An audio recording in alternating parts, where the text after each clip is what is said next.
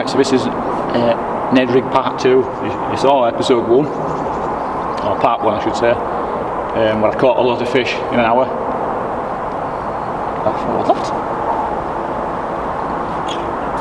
Apart from just tangling right under my rod.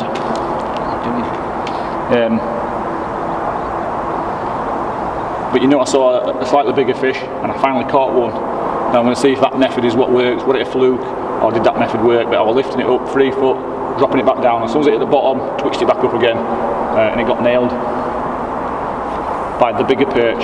So now I'm going to try it again. This is the same day as you've just seen in the other video.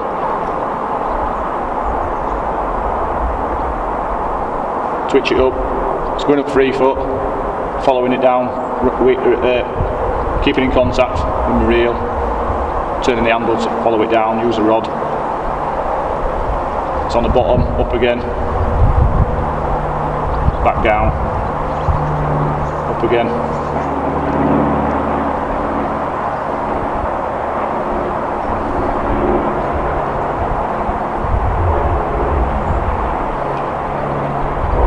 And that's a fish, and that's a better fish. That is another fish.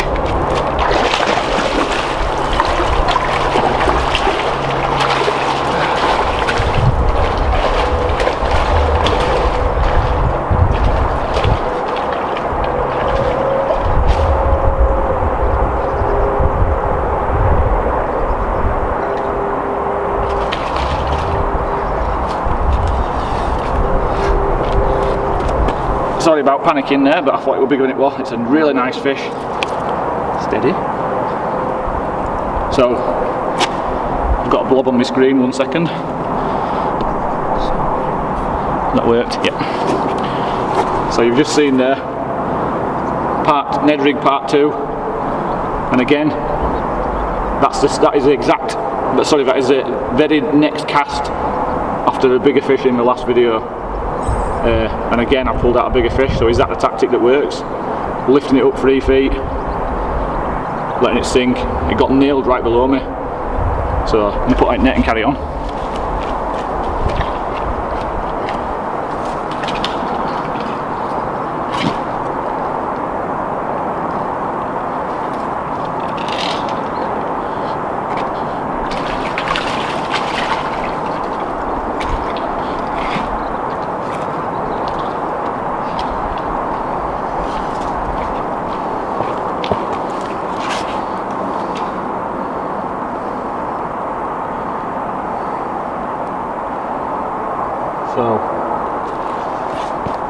So I'm sorting my lure out. It's just got battered.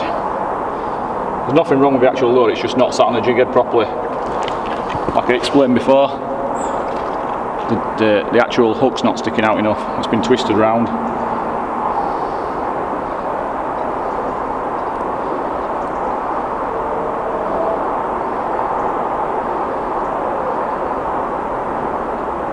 Come on, lure, what are you doing?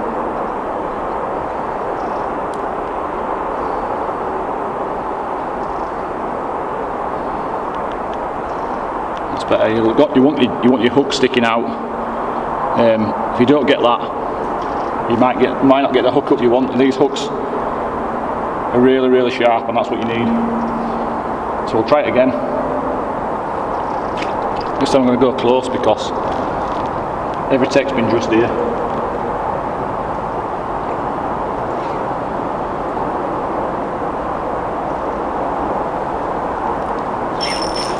Oh, snag.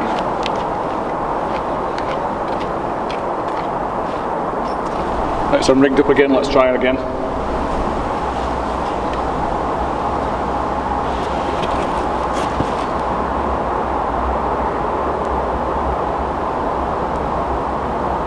On the bottom, lift it up, 3 foot, back down, up.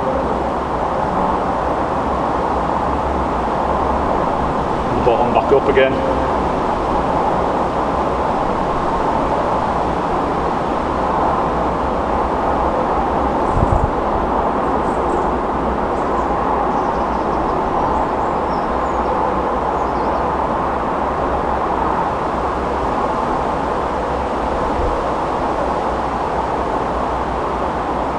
try not to be in a rush to lift it out of the water, because you might have something following. You can let it sink back down, it might get a take, but at least you know that there's fish there. So don't lift it out of the water straight away.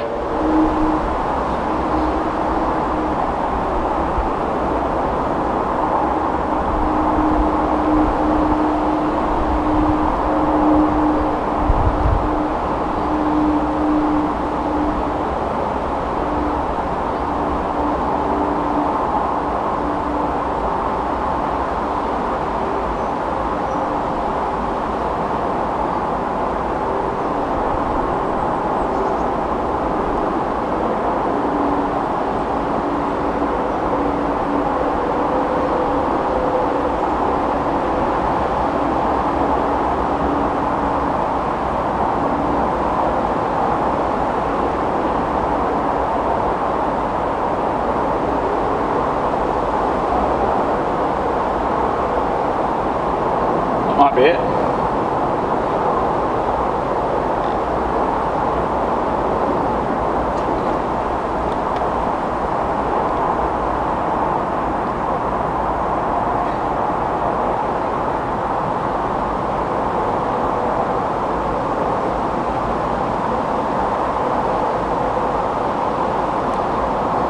I know there's one fish somewhere because I've seen it, and it was bigger than that one I had.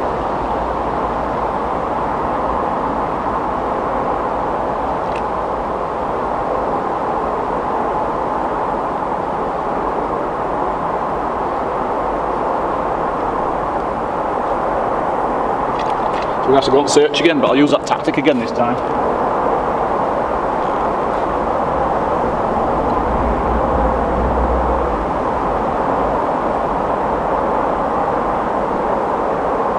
It's just a bit snaggy down this edge, that's the problem.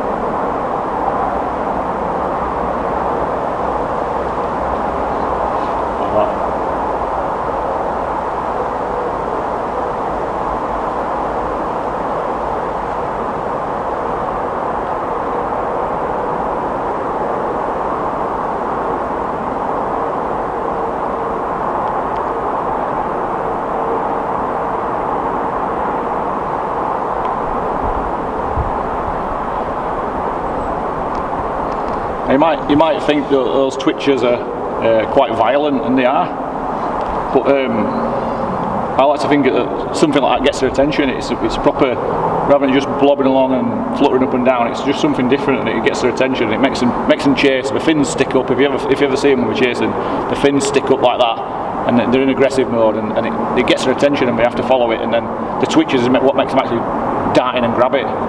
So we've always got to try different methods with perch, because some days we just take a steady retrieve, a suspended lure, drop shot or something, or just a jig held over the side. Another day you've got to really work at them.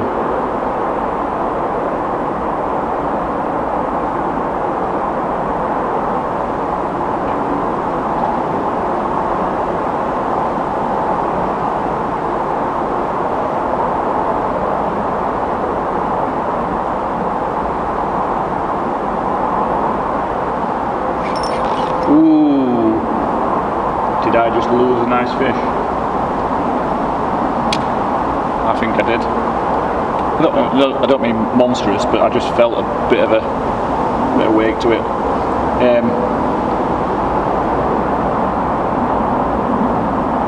Some of you will notice my little chubbing rod, Sonic Light Tech Spin. I bought it because I didn't know anything about it. I bought it because it was 45 quid. It looked nice, and I wanted a light rod for chub fishing, trout fishing, and messing about with perch. So, like I said, you don't have to go top of tree getting the most expensive rod. It's just a great job. Slime jumper. I can't say it. Dewa Legalis 1500 reel. Nice little combo. I think I've got some £8 Suffolk sprayed. That was a snag. And if you're fishing little jigs or tiny cranks, it is perfect. 100 quid, and you've got yourself a setup. I might have. Oh, no, hang on. There you go. Oh, fish. A couple of small ones again. I was just about to say I might have exhausted this this bridge, but I've only really casted close, so I'll go for a real long one. This is a proper searching cast. Kingfisher.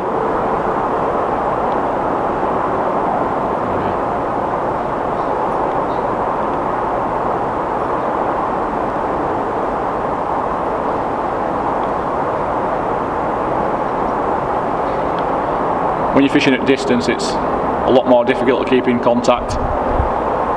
So you're watching everything, you're watching your line,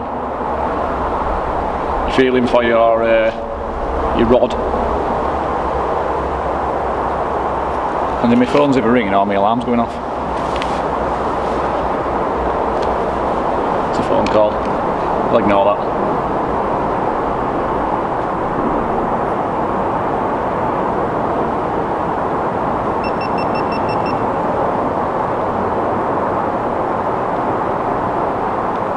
Ditch that.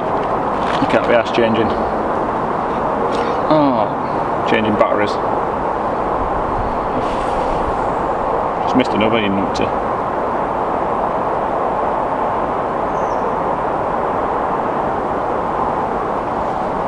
Again, that were close in, so I've just cast all that way for nothing. Right under this bridge.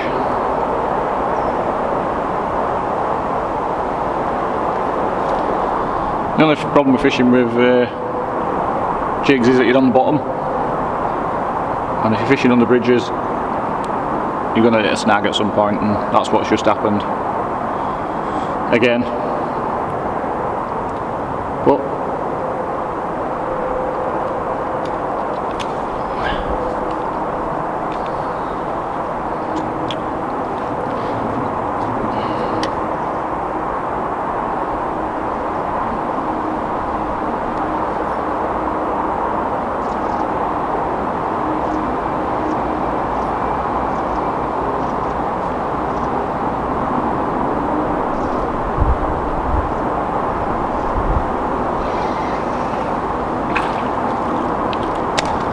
come on, Paul.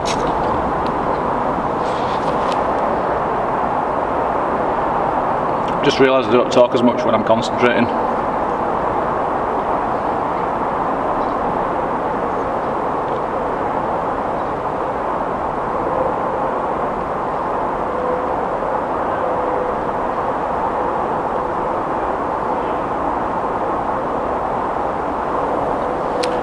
Going searching again.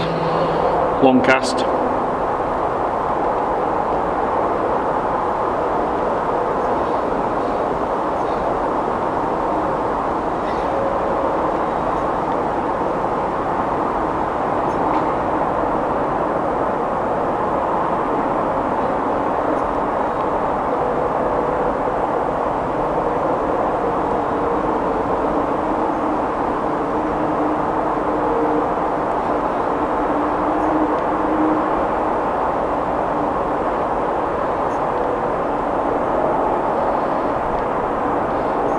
This is a point where, as an angler, you've got to decide if, well, you had some good sport as you saw in part one, but you've now got to decide that have you caught all the fish? Do you need to change methods? Try and get something to come? There's a few small ones about, I've seen that. And like I say, I'm sure there's a bigger fish. I did see a fish that was bigger than those two that I've had. But have we exhausted it? Some boats down there, we're catching a few back this way, so do I move? If you were competition fishing, even more so. If you're just fishing for pleasure, then just enjoy what you're doing. If it's a competition, you saw how quickly I caught that stack of fish in part one.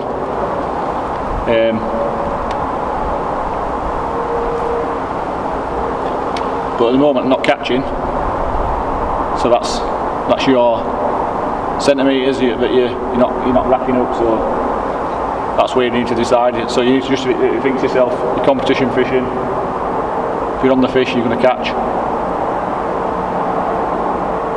and if you're not, you need to move. Same for pleasure fishing, just not as intense. I can pretty much say, apart from that perch that's just followed me, there's not too many more fish to be caught from this spot.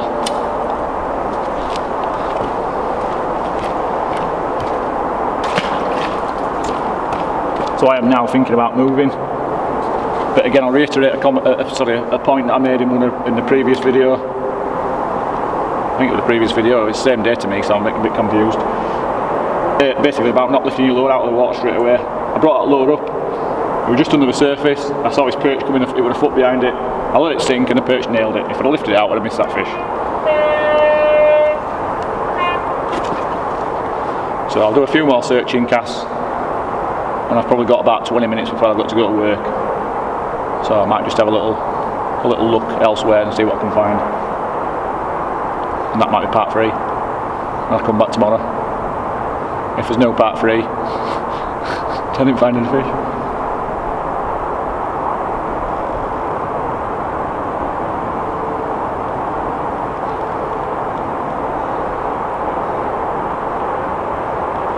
We'll do a count up on this one. Fish, nice fish. Oh, steady. So we were talking about whether you're deciding whether to stay or go. Look at that, it's nailed it. If you can see that. This is when you're deciding whether to stay or go. And I am. Oh, steady. I'm talking about moving. Can't get that one. I'm talking about moving. I'm just saying to you, you need to think about moving, competition fishing, blah blah blah. And then you go and catch another whacking perch. And that's what I came for. Ned rig. Another donkey. Wiggle its tail, it puts its fin up. Obviously a load of shit. Check it. No.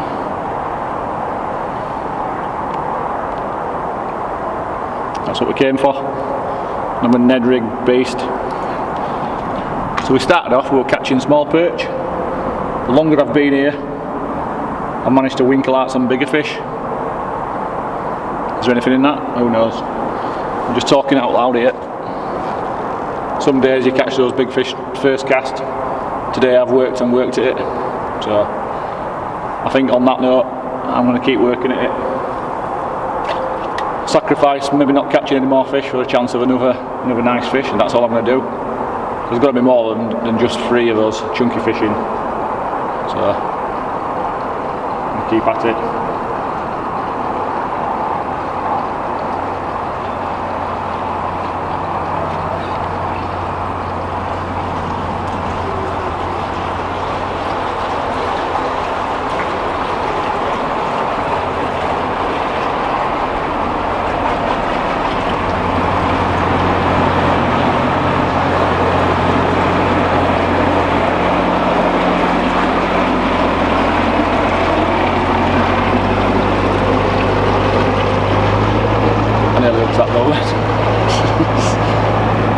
That would have been fun playing a canal barge on 8-pound line, ultralight gear.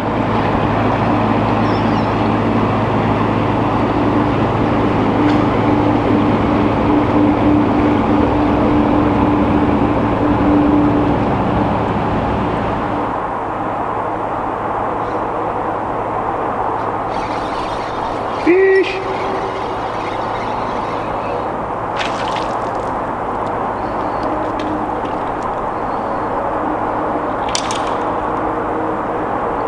Come on.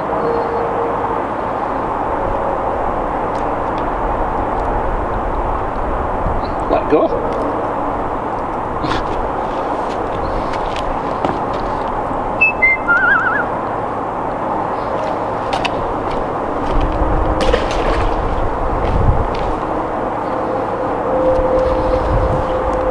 As you've seen me do after every cast, make sure your jig head's right, make sure the hook's in a good position. You don't want to be missing fish.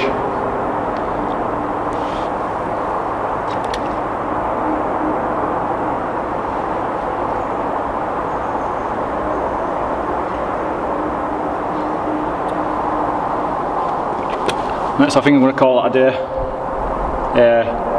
Good bit of sport. Managed to winkle out another big fish and another decent couple of fish. Just by that extra big lift of it and letting it sink again. So that's what's done the trick. We'll put the fish back now. It's a combination of part 1 and part 2, as you've seen if you've watched them both. We'll count them, we'll see what we've got just for.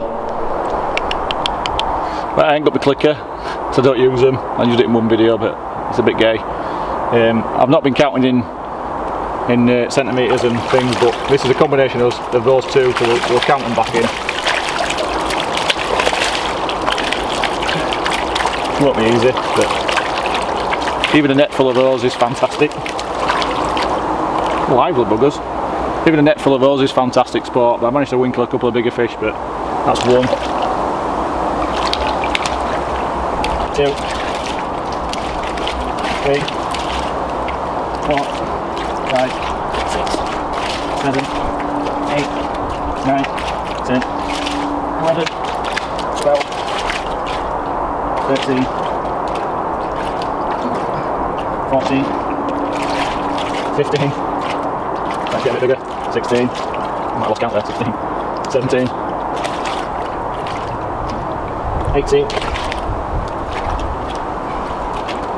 19, 20. If you got 20 of them, that's good sport.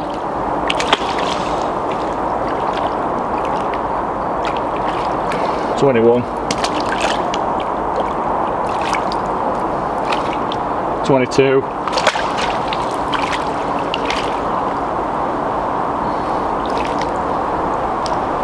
and there's 3 more, so 25.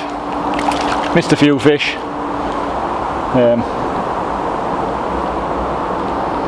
Might have a couple of photos with those actually. 25 fish in an hour. It's good sport.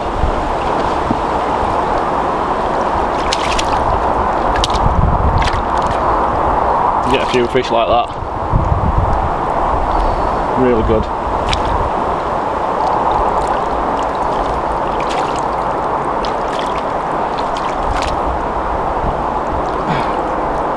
No absolute monsters.